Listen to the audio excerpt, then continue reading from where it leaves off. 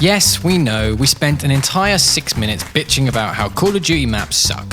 However, even we can admit that some of them are pretty damn good. We're not messing about with this one. Remember, if you enjoyed this video, please drop a like and subscribe to the channel for more videos. Here are 5 maps Call of Duty should bring back again and again. And again. And probably again. Carnage. Who doesn't like a bit of carnage? Introduced initially in COD 4, then later added to World War II and Modern Warfare 2019, Shipment isn't itself actually a great map. However, the aforementioned carnage that it results in is Call of Duty bliss. The map is so small that you're always on top of someone, making for fast-paced, close-quarters action. Explosions at every turn and the highest kill counts most of us will ever achieve.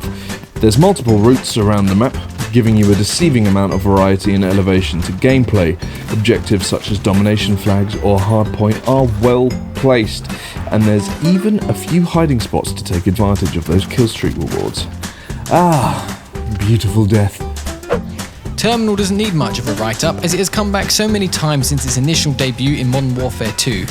But hey, I don't blame them for remastering it over and over. It is, quite frankly, a banger. You have verticality, hidey holes, corridors of death, and, funnily enough, a plane. Terminal can be utilised to fit any particular playstyle, and while many maps try to do this, Terminal is one of the few that pull it off pretty well. Now, originally it did have some issues. Spawns were so predictable that you could actually spawn trap with wallbangs without even seeing them, but over time these things have gone away. You could even camp between 2 lifts and get yourself a 32 kill streak because you're trash and never had a nuke before and wanted to feel like a good boy.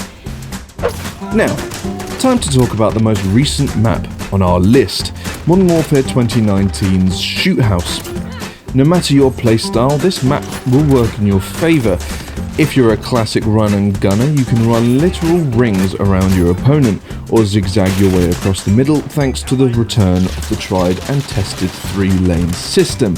If you like to snipe, there's plenty of snipe advantages for you, although you may risk a shotgun pellet in the behind from one of those run and gunners.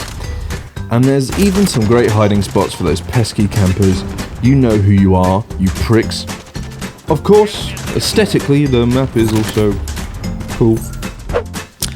For the next few maps, we couldn't actually capture any footage. Old COD servers aren't exactly thriving here in the UK, so we've just switched it out for generic shit. Needs must and all that jazz.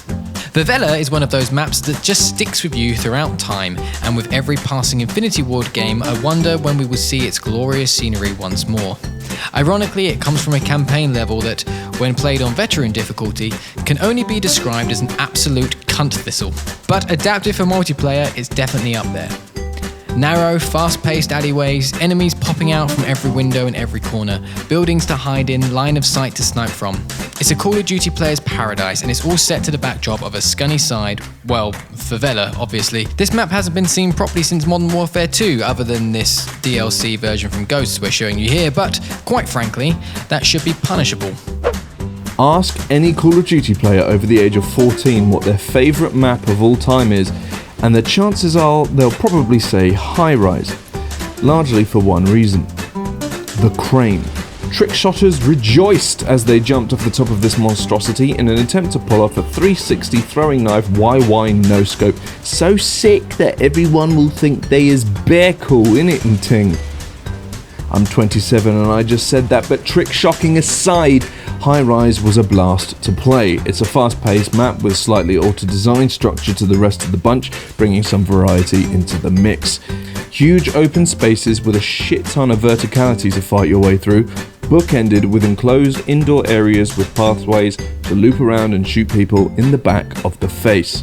It is a map held firmly in all of our hearts until the day we are blessed enough to be given a remaster.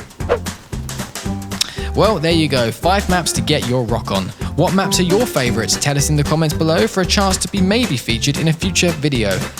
Now then, excuse me while I settle down with a lovely game of Call of Duty on my favourite maps.